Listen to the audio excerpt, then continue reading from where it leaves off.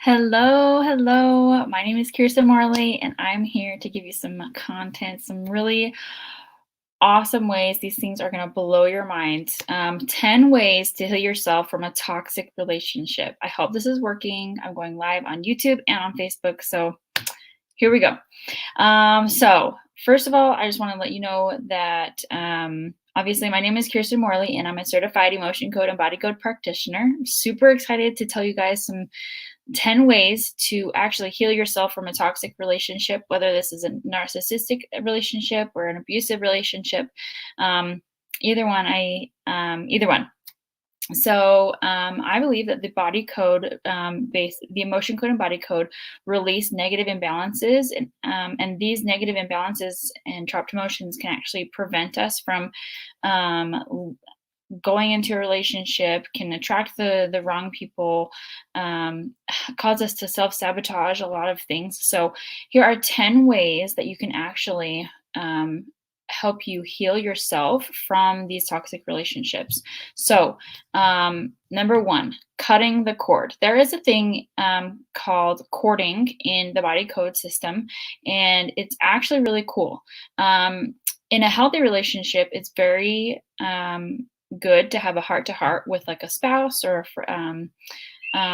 parents, siblings. It's very good to have a heart to heart courting with a healthy relationship, but it's very unhealthy to have like a gut to gut courting with a spouse because whatever anxieties that they are feeling, you can also feel. There's also a brain to brain. Just so a heart to heart is very, very healthy, but a gut to gut, brain to brain, sex organ to sex organ is very unhealthy. Typically, when you have those, you can actually feel anything that they're feeling. And then the cool thing about this is you can actually test yourself to see if you have a heart to heart or according with somebody that is that you're trying to get away from. So do you have a gut? So you can ask, do I have a cord with this person that's the toxic relationship? Yes. So then you can release that using magnets over the governing meridian. Then the second one, so it's really good if you're going to be taking notes on all this. But so just like grab a pen and paper, because this is like one of my favorite topics to talk about, just because for me, it's so interesting. But number two is I have complete peace with the abuse I received from so and so. I believe that abuse can be in several different forms. It can be gaslighting, lying, cheating, and actually physically abusing or emotional, verbal abuse, trauma, any kind of anything that was not healthy in that relationship. So you can ask again, I have complete peace with the abuse I received from so and so. That's pretty much all for that. And then on number three, you can actually test statements. So, like muscle testing. So, yes, no. So, typically, when you get into a relationship and you've been in that toxic relationship for long enough, that your self esteem starts to go down, your self worth starts to go down. All of that or during the gaslighting and the cheating or the lying, you start to become and feel like you're crazy or you're not good enough. So you can actually test these statements. So you're basically creating the opposite affirmations as to how you feel about yourself. So for example, I'm not good enough. So if you actually believe that, that's good. If your subconscious says no, then you've got some imbalances that are causing you to not feel good enough. It goes along this. It's the same as I'm a very logical person. No, because they were gaslighting you. They made you feel like you're not logical. Or I'm a very grounded person. If that's a no, hi. If that's a no, then you're not grounded. You're not grounded. Um, And you probably have some imbalances that are causing you to not feel grounded because you've had all those anxieties. That person made you feel crazy or whatever it was. And then the next one is I am very good at making decisions in my life. Probably not. I am good enough. No. I love myself unconditionally. No. So the next one, number 4, is disassociate from the codependency. So if you are being codependent on a person and that person is very toxic to you, it can be a very dangerous thing, you know? Um, so you can ask yourself, if you have codependency on a person, you can actually say, but you're trying to leave the toxic relationship, you can say, I have peace leaving this relationship. Is this a yes or is this a no? So if it's a yes, then your subconscious says, yes, you can leave. There's nothing that's holding you back. But if your subconscious or your higher self, your body says no, then you are not you're like if you left, you won't be able to, then you'll probably just come back. So one of the things that you can do is ask, are there any imbalances that are not giving me courage to leave this relationship? Do I have codependency upon this person? And then if you do, then you can just find any imbalances in the body code or the emotion code, and find those imbalances that make you feel confident to leave. So if you have left, but you still feel like you're something's going on, and you're with a new person, um, ask yourself, am I open to a loving relationship? So let's say you left and you're single and you're sitting there and you're like, I don't feel like I'm open. You can actually ask, am I open to a loving relationship? Not any toxic ones. You can also ask, I easily attract someone who is attracted to my higher self. If the answer is no, then you definitely have some imbalances. This can be trapped emotions. This could be pretty much anything, a toxin, a misalignment. You could have imbalances in your organs. You could have, it could be like images that you can't see yourself being without this person, like, or you just can't get over the, what do you call that? Or you have like a broadcast message or anything like that. So that was number 5. Number 6 is resonate with someone that you're actually involved with. So if you have left a toxic relationship and you're trying to get into a new one and you personally believe it's very healthy, you can ask, do I have any imbalances that are preventing me from resonating with the person that I'm with, or resonating with this person?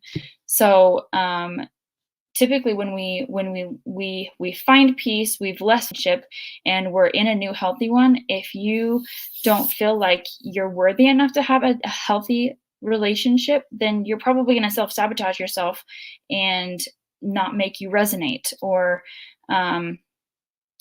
because you had a bad experience of a toxic relationship, you could have a trapped emotion of fear of getting into any kind of relationship. So number 7 is you can actually test affirmations that you believed before the toxic relationship. So you can say, I'm a confident person, yes or no. I am a happy person, no. So why are you not happy? Maybe you have some imbalances, some energetic imbalances or trapped emotions that are preventing you from being a happy person. Or the toxic relationship before made you feel like that you're not good enough, so, or creative enough. So you can test those statements. I'm confident. I'm a confident person. Yes. I am a happy person. No. I'm very creative. No. So maybe those imbalances need to be taken care of. So that was number 7. Number 8 is remove the heart wall trauma energies. Okay. So this is actually one of my absolute favorite things to work on with people, because there are so many things that come with this. For example, If you have a heart wall, a lot of the symptoms that people see from having a heart wall is low energy. They have a lot of fatigue, major health issues. They don't have like they do have a really foggy mission in their life. So for example, if you are like in a dead end job and you're like, what am I doing here? I don't know what I'm supposed to be doing with my life. You probably have a heart wall. If you haven't found your passion, then you probably have a heart wall. Then the next one is relationship block. So with this heart wall trauma, or with this heart wall, typically you'll actually find that you have a hard time connecting with people, or you feel really numb to when other people try and show you that they love you. There's no feeling there, or you miscommunicate a lot to other people. So it's kind of like sending bad love, or there's like you try with really good intentions to tell people that you love them, but it comes off super wrong. And then abundance and wealth has a lot to do with your heart wall. So typically when you have a heart wall, you're not open to receiving, so that abundance and wealth is not going to come your way.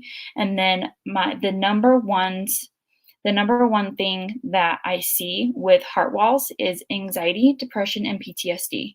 Those three things are like one of the major things that, like, if you have depression and anxiety and PTSD, I'm 99% sure that you have a heart wall.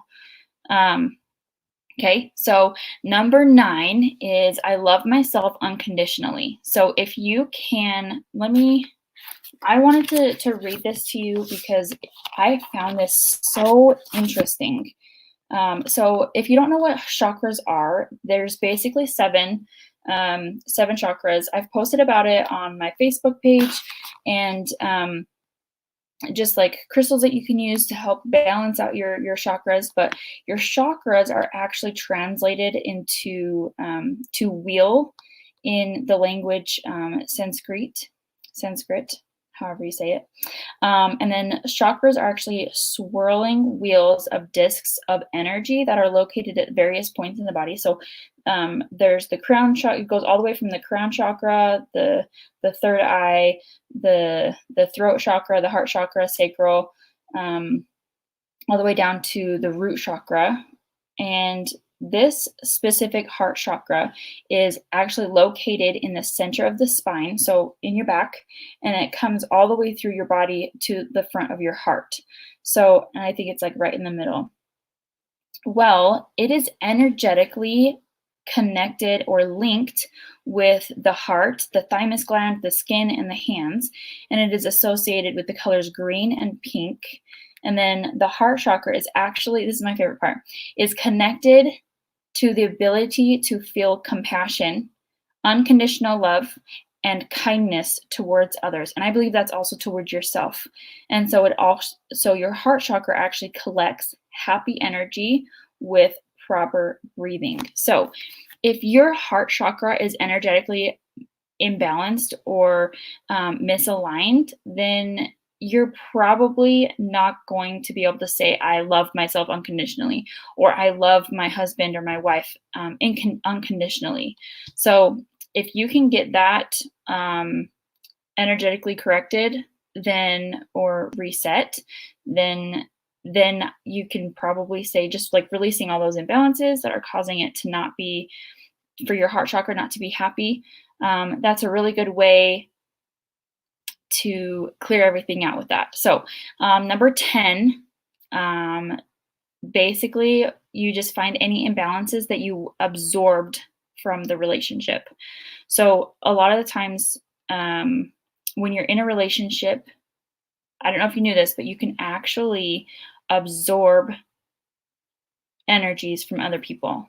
I believe that so strongly because when you see somebody get mad, you can feel it. You can feel that. So you can actually ask your higher self or your body, or muscle test, are there any energies that I absorbed from this person that was a very toxic relationship? I'll say that again. Are there any energies that I absorbed from that person from so-and-so that was a very toxic relationship. And it could be yes or no. And then I have one more. Here's a bonus one, okay? Are there any imbalances that are actually attracting you or causing you to hold on to a toxic relationships in your life? Let me say that again, because this one is actually one of my favorites. Are there any imbalances that are attracting you to hold on to toxic relationships in your life? All you have to do is you go into the body code system and you ask, is it a trapped emotion, or is it, you'd basically just release energetic imbalances that have to do with attracting people or causing you to hold on to people. I found this so interesting. So go ahead and ask your body code practitioner if you feel like you need this done, then go ahead and bring it up with them. And then if you haven't had a body code session done yet and you know you need healing from a toxic relationship or any other traumatic event or relationship, whether it be an actual abusive relationship or a narcissistic relationship or any kind of relationship that you don't feel like you need to be in anymore, but you keep being drawn back to them, maybe this is it. Okay, maybe this can help you. I absolutely believe that there is healing from a toxic relationship, and I also believe that there is hope from moving on with your life. So if you would, please comment below which one is your favorite, and then I would also love if you could tell me something that you learned, and then which one you think you need your personal healer to do, okay? With that, I just want to say thank you so much. I absolutely adore every single person that has been following me in my personal healing journey. You get the idea. So with that, I'm just going to say something really quick. If you know somebody that could use this kind of healing, then please share this with them, or maybe send them this video. And I believe that we are in a very energetic world, and so I don't feel like you should not neglect that. We are energetic human beings, and it is possible to manipulate energies to make life easier. And if you have any questions, comments, or concerns, I would love to help you. Or if you haven't had a session with me, I would absolutely love to help you. I'm just going to leave a link below so that you can either set one up or just message me. Either one's fine. And then I'm honestly here to help you. And hopefully this video has helped you realize that you can change your situation and life can be easier too. So thank you so much for watching, and I hope you guys have a fabulous day. Happy healing. Bye.